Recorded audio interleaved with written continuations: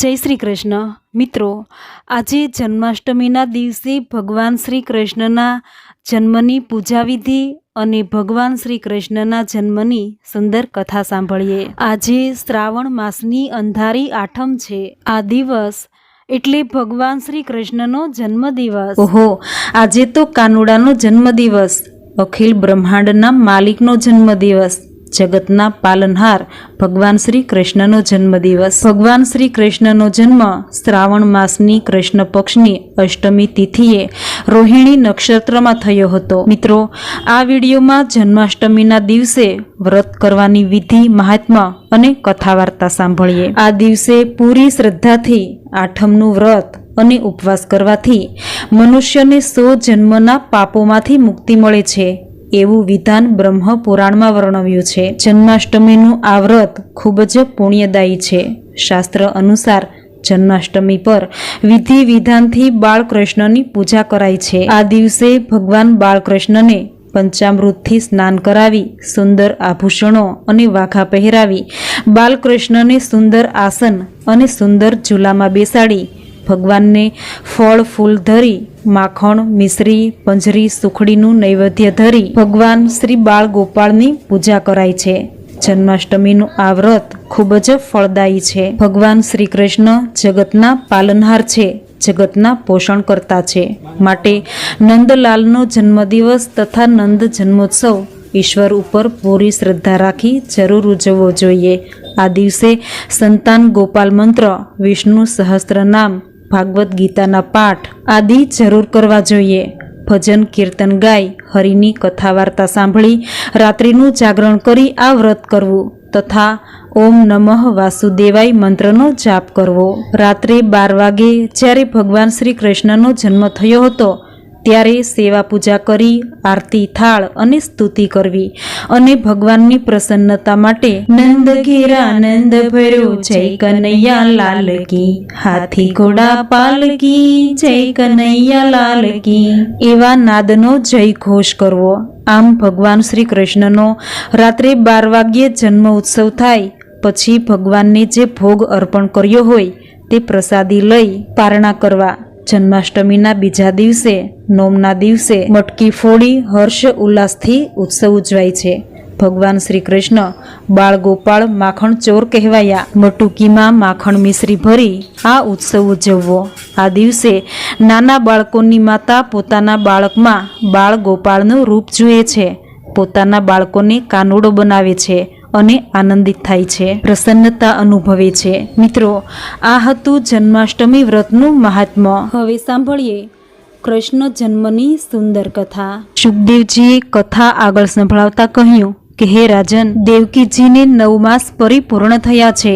શ્રી કૃષ્ણના પરમ પાવનકારી પ્રાગટ્યનો સમય પાકી ગયો છે।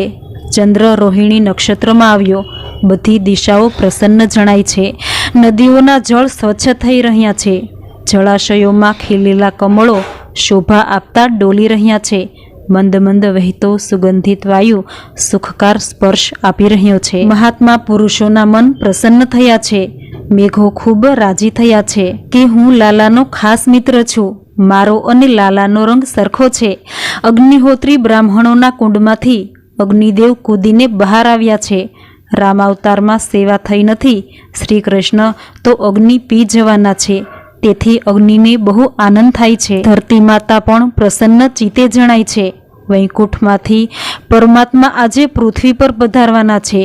આજે પ્રભુ લક્ષ્મી દેવીને છોડી ભૂદેવીને મળવા આવવાના છે। રાત્રિના સમયે કમળો ખીલતા નથી, પણ આજે કમળ માલિક પરમાત્મા પ્રગટ થવાના છે, તેથી રાત્રિના સમયે પણ કમળો ખીલ્યા છે। આખું જગત ગાઢ નિંદ્રામાં છે, તે સમયે જગતના 2 જીવ જાગતા છે, વાસુદેવ અને દેવકી। સૂતેલાને સંસાર મળે છે અને જાગતાને પરમાત્મા મળે છે। શ્રી કૃષ્ણના દર્શન માટે વસુદેવ અને દેવકીના પ્રાણ તલસે છે। વગર અપરાધે હાથ પગમાં બેડી આવી છતાં મન શાંત રાખી બંને ભક્તિ કરે છે કે હે નાથ, હવે અમારા પર કૃપા કરો, અમને દર્શન આપો। મધ્યરાત્રિનો સમય થયો છે। પરમ પવિત્ર શ્રાવણ માસની કૃષ્ણ પક્ષની અષ્ટમી તિથિએ રોહિણી નક્ષત્રમાં દેવકીજીની સન્મુખ ચતુર્ભુજ સ્વરૂપે શ્રી કૃષ્ણનું પ્રાગટ્ય થયું છે. ગંધર્વો, સિદ્ધો, ચારણો અને કિન્નરો સ્તુતિ કરવા લાગ્યા છે. દેવો પુષ્પ વૃષ્ટિ કરવા લાગ્યા. આજુબાજુ પ્રકાશ પડ્યો છે. તે પ્રકાશમાં શંખ, ચક્ર, ગદા, પદ્મધારી ચતુર્ભુજ નારાયણના દર્શન થયા છે. તેમના નેત્ર કમળ સમાન છે. અંગ મેઘના જેવું શ્યામ છે. 4 બાહુઓ છે. શરીર ઉપર શ્રીવત્સનું ચિહ્ન છે. કંઠમાં કસ્તુભ મણિ લટકે છે. અંગ ઉપર પીળા રેશમી વસ્ત્રો ધારણ કર્યા છે. તેમના શરીરની કાંતિ મેઘ જેવી સુંદર છે. મુગટ, કુંડળ, કંદોરો, બાજુબંધ અને કડા વગેરેથી શોભી રહ્યા છે. વસુદેવ દેવકીને ચતુર્ભુજ નારાયણના પ્રત્યક્ષ દર્શન થયા. અતિશય આનંદ થયો છે. પરમાત્માના પ્રભાવને જાણનારા વાસુદેવે 2 હાથ જોડી પ્રણામ કર્યા અને સ્તુતિ કરી કે હે પરમાત્મા, મેં આપને જાણ્યા છે. આપ સાક્ષાત ભગવાન છો. આપ ત્રણેય લોકનું પાલન કરવા પોતાની ઈચ્છાથી જ સત્વગુણી વિષ્ણુ રૂપ ધરો છો. આ જગતનું રક્ષણ કરવાની ઈચ્છાથી આપ મારે ઘેર પધાર્યા છો. પણ દુષ્ટ કંસ હમણાં શસ્ત્ર સાથે આવી પહોંચશે. દેવકીજી પણ સ્તુતિ કરે છે. હે આદિદેવ, મૃત્યુરૂપી ભયથી થયેલ મનુષ્ય આપના ચરણ કમળમાં આવી શાંતિ પામે છે. કંસના ભયથી ત્રાસ પામેલા અમારું રક્ષણ કરો. હે પ્રભુ, આપનું આ અલૌકિક ચતુર્ભુજ સ્વરૂપ સમેટી લો. ત્યારે પ્રભુ કહે છે કે હે સતી, સ્વયંભૂ મન્વંતરના સમયમાં તમે પૃષ્ણિ નામે, વાસુદેવ સુતપા નામે પ્રજાપતિ હતા. બ્રહ્માની આજ્ઞાથી પ્રજા ઉત્પન્ન કરવા તમે તીવ્ર તપ કર્યું હતું. તે સમયે તમે મારું આ સ્વરૂપે ચિંતન કર્યું હતું. ત્યારે હું તમારે ત્યાં પુત્ર રૂપે અવતર્યો હતો. બીજા જન્મમાં તમે અદિતિ અને કશ્યપ હતા. ત્યાં હું વામન રૂપે અવતર્યો. હે માતા, તમને તમારા પૂર્વજન્મનું સ્મરણ થાય તે હેતુથી મેં આ સ્વરૂપના દર્શન આપ્યા છે. તમે મનુષ્ય છો એટલે મારામાં પુત્રભાવ સાથે બ્રહ્મભાવ રાખી તમે વારંવાર મારું ચિંતન કરી પરમ ગતિને પામશો. પ્રભુએ પોતાના સ્વરૂપનું ભાન કરાવ્યું અને કહ્યું કે હે માતા, આ સ્વરૂપને આંખમાંથી અંદર ઉતારો. તમે 11 વર્ષ સુધી મારું બરાબર ધ્યાન કરો. ત્યાર પછી હું તમારી પાસે આવીશ. અત્યારે મને ગોકુળમાં મૂકી આવો. ત્યાં યશોદાને ત્યાં હમણાં જ જન્મેલી મારી માયા છે, તેને અહીં લઈ આવો. મારે ગોકુળમાં લીલા કરવી છે. આમ કહી પરમાત્માએ ચતુર્ભુજ સ્વરૂપને અંતર્ધ્યાન કરી 2 હાથવાળા બાળકનું સ્વરૂપ લીધું છે. પછી પરમાત્માની માયા શક્તિ કામ કરવા લાગી અને મા દેવકીએ લાલાને ગોદમાં લીધા છે. માતા દેવકી લાલાને હૃદયનો પ્રેમરસ અર્પણ કરે છે. વાસુદેવ બાલકૃષ્ણને લઈ ગોકુળમાં જવા તૈયાર થયા છે. વાસુદેવે ટોપલામાં ગાદી રાખી છે અને તે ગાદીમાં બાલકૃષ્ણ લાલને પધરાવ્યા છે. પણ જવું કેમ? કારાગૃહના દરવાજા બંધ છે. પરંતુ દેવકીજીના કહેવાથી વાસુદેવે જેવા બાલકૃષ્ણને માથે પધરાવ્યા કે હાથ પગની બેડીઓ તૂટી ગઈ. કારાગૃહના દરવાજા પણ ખુલ્લા થઈ ગયા. ભગવાન શ્રી કૃષ્ણએ કહ્યું છે કે જે વાસુદેવની જેમ શ્રી કૃષ્ણને મસ્તક ઉપર રાખે છે, શ્રી કૃષ્ણને બુદ્ધિમાં પધરાવે છે, તેના ભવના બંધન તૂટે છે અને મોક્ષના દ્વાર ખુલ્લા થાય છે. સંસારના મોહરૂપી દરવાજાના તાળા તૂટી જાય છે. બાકી આખો સંસાર આ કારાગૃહમાં સૂતો છે. વાસુદેવ કારાગૃહમાંથી બહાર આવ્યા છે. મધ્યરાત્રિનો સમય છે. યોગ માયાનું એવું આવરણ થયું કે બધાને ગાઢ નિદ્રા લાગી છે. કંસના બધા સેવકો સૂતા છે. ધીમે ધીમે વરસાદ શરૂ થયો છે. બલરામજીને ખબર પડતા તે શેષ નાગનું રૂપ ધારણ કરી દોડતા આવ્યા છે. ફણાઓનું છત્ર ધારણ કર્યું છે. યમુનાજીને અતિશય આનંદ થયો છે. હજુ તો યશોદાજી કોઈ ગોપીને દર્શન થયા નથી. પ્રથમ દર્શન યમુનાજીને થયા છે. યમુનાજીને દર્શનથી તૃપ્તિ થઈ નહીં, મારે પ્રાણનાથનો ચરણ સ્પર્શ કરવો છે. તેથી યમુનાજીના જળ વધ્યા છે. વાસુદેવના ગળા સુધી જળ આવ્યા છે. તેથી વાસુદેવજી ગભરાયા છે. બાલકૃષ્ણને ખ્યાલ આવ્યો કે યમુનાજી મળવા માગે છે. લાલાએ ટોપલામાંથી ચરણ બહાર કાઢ્યા છે અને યમુનાજીએ પ્રત્યક્ષ ચરણ સ્પર્શ કર્યા. કમળની ભેટ અર્પણ કરી. બોલો બાલકૃષ્ણ લાલની જય. પરમાત્માનો જય જયકાર કર્યો છે. આકાશમાં દેવો ઋષિઓ બધા જુએ છે તેઓ યમુનાજીના ચરણમાં વારંવાર વંદન કરે છે. અતિ આનંદમાં યમુનાજી સ્તબ્ધ થયા છે. ધીરે ધીરે જળ ઓછું થયું છે. વસુદેવ યમુના પાર કરી ગોકુળમાં આવ્યા છે. યોગમાયાના આવરણથી ગોકુળમાં સર્વ ગાઢ નિંદ્રામાં છે. યોગમાયાએ યશોદાજીને પણ નિદ્રાધીન કર્યા છે. તેમને પ્રસવ થયો છે, પણ પુત્ર છે કે પુત્રી તેનું તેમને સ્મરણ રહ્યું નથી.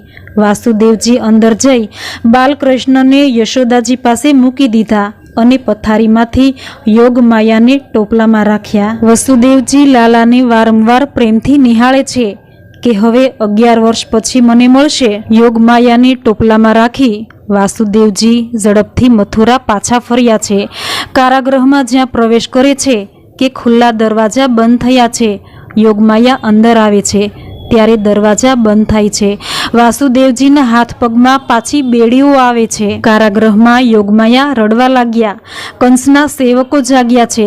તેમણે રડવાનો અવાજ સાંભળ્યો કે તરત દોડતા જઈ કંસ રાજાને ખબર આપ્યા. કંસ રાજા દોડતા આવ્યા છે કે ક્યાં છે મારો કાળ, તેને મને આપો. દેવકીજી ગભરાયા. તેમણે કંસ રાજાને કહ્યું કે તે મારા અનેક બાળકોની હિંસા કરી છે. આ તો કન્યા છે, કન્યાને તું મારીશ નહીં, તને કન્યાદાનનું પુણ્ય મળશે. પણ કંસ માનતો નથી. એણે યોગમાયાના 2 પગ પકડી પથ્થર ઉપર પછાડવા લાગ્યો અને યોગમાયા તેના હાથમાંથી છટકી ગયા છે. માયા કોઈના હાથમાં આવતી નથી. આદિમાયાએ કંસના માથા ઉપર જોરથી લાત મારી અને આકાશમાં ઉડ્યા છે. બોલો અષ્ટભુજા ભદ્રકાળી માતની જય. ભદ્રકાળી માં અંતરિક્ષમાં પ્રગટ થયા છે. તે કહે છે, હે મૂર્ખ, તને મારનાર કાળનો જન્મ થઈ ગયો છે. યોગમાયાનું કથન સાંભળી કંસ તો ગભરાયો. તે વિચાર કરવા લાગ્યો કે આકાશવાણીએ મને કહ્યું હતું કે દેવકીનો 8મો ગર્ભ મારો કાળ છે. આ જમાનો બદલાયો એટલે હવે આકાશવાણી પણ જૂઠું બોલે છે. આ બાજુ વ્રજમાં યશોદાજીને પ્રસવનો સમય થયો. સૌ વ્રજવાસીઓ અધીરાઈથી આનંદના સમાચાર જાણવા પ્રતીક્ષા કરતા હતા. નંદ બાબાના કુલગુરુ શાંડિલ્ય ઋષિને પરમાત્માની પ્રેરણા થઈ. તેણે નંદ બાબાને કહ્યું કે અત્યારે બધાને કંઈ જાગવાની જરૂર નથી, સવારે કંઈક આનંદની વાતો સાંભળીશું. નંદ બાબા પથારીમાં જ્યાં પડ્યા કે યોગ માયાનું આવરણ થયું. બધાને ગાઢ નિંદ્રા આવી ગઈ. વસુદેવજી બાલકૃષ્ણને જ્યારે નંદ બાબાના ઘરમાં લઈને આવ્યા તે સમયે નંદ બાબા સૂતેલા છે. નંદ બાબાને એક સુંદર સ્વપ્ન દેખાય છે. હું ગાયોની પૂજા કરું છું. મારા આંગણે મોટા મોટા સાધુ મહાત્માઓ આવ્યા છે. યશોદાજીએ શૃંગાર કરેલ છે અને યશોદાની ગોદમાં સુંદર બાળક છે. નંદ બાબા તો સવારે જાગ્યા, પથારીમાં બેસી વિચાર કરે છે. સ્વપ્નમાં યશોદાજીની ગોદમાં જે બાળક જોયો તેવો જ બાળક જગતમાં કોઈ ઠેકાણે નહીં હોય. નંદ બાબાના ઘરમાં નારાયણની સેવા થતી. નંદ બાબા વિચારે છે કે આ બાળક તો મારા નારાયણ કરતાં પણ સુંદર લાગે છે. જો નારાયણ કૃપા કરે અને આવો દીકરો મારે ઘેર આવે તો મારા ઘરની શોભા વધી જાય. એવા વિચારો કરતા નંદ બાબા તો ગૌશાળામાં આવ્યા. તેમના ઘરમાં અનેક નોકરો છે, છતાં નંદ બાબા ગાયોની સેવા જાતે કરે છે. પ્રેમથી ગાયોની સેવા કરે છે. નંદ બાબાને એક બહેન હતી, તેનું નામ સુનંદા હતા. તે જાગ્યા અને અંદર જઈ જોયું તો પ્રકાશ પડ્યો છે. એમના ભાભીની ગોદમાં અત્યંત સુંદર બાળક છે. સુનંદા દોડતા ગૌશાળામાં ગયા અને કહે છે કે ભૈયા લાલો ભયો હે. આ સાંભળી નંદ બાબાને અતિશય આનંદ થયો છે. તેઓ પૂછે છે કે બાળક કેવો છે? નંદ બાબા કહે છે કે આપણા ઘરમાં રહેલા નારાયણ જેવો જ આ દીકરો છે. અને વ્રજમાં તો કૃષ્ણ જન્મનો ઉત્સવ ઉજવાયો છે. વ્રજવાસીઓ નંદજીને યમુના કિનારે લઈ ગયા છે. નંદ બાબાએ જન્મોત્સવ નિમિત્તે યમુનામાં સ્નાન કર્યું, શૃંગાર કરાવ્યો. નંદ બાબાએ અન્નદાન, વસ્ત્રદાન અને સુવર્ણદાન તેમજ ગાયોનું દાન કર્યું. એક બ્રાહ્મણને 4000 ગાયો દાનમાં મળી છે. ગાયોને ઘરે લાવ્યા છે. એમની પત્ની પૂછે છે કે આટલી બધી ગાયો તમે ક્યાંથી લાવ્યા? બ્રાહ્મણ જવાબ આપે છે કે નંદ બાબાને ત્યાં છોરો ભયો હે. બ્રાહ્મણ બ્રાહ્મણી આનંદમાં નાચે છે. ગોકુળમાં સર્વ ગોપીઓએ પણ યશોદાને ત્યાં પુત્ર જન્મના સમાચાર સાંભળ્યા અને ગોપીઓ હર્ષઘેલી થઈ બાળકૃષ્ણના દર્શન માટે આતુર થઈ દોડવા લાગી છે અને સર્વ ગોકુળવાસીઓએ જય જયકાર કર્યો છે કે નંદ ઘેર આનંદ ભયો જય કનૈયા લાલ કી, હાથી ઘોડા પાલકી જય કનૈયા લાલ કી, નંદ ઘેર આનંદ ભર્યો જય કનૈયા લાલ કી, હાથી ઘોડા પાલકી જય કનૈયા લાલ કી। મિત્રો, આશા રાખું છું આ કથા વાર્તા સાંભળવી આપને જરૂર ગમી હશે, તો વિડીયોને લાઈક કરી કમેન્ટમાં જય શ્રી કૃષ્ણ, જય બાળકૃષ્ણ જરૂર લખજો। ચેનલને સબસ્ક્રાઈબ કરવાનું ભૂલતા નહીં। ફરી મળીશું આવી જ કથા વાર્તાઓ સાથે। જય શ્રી કૃષ્ણ।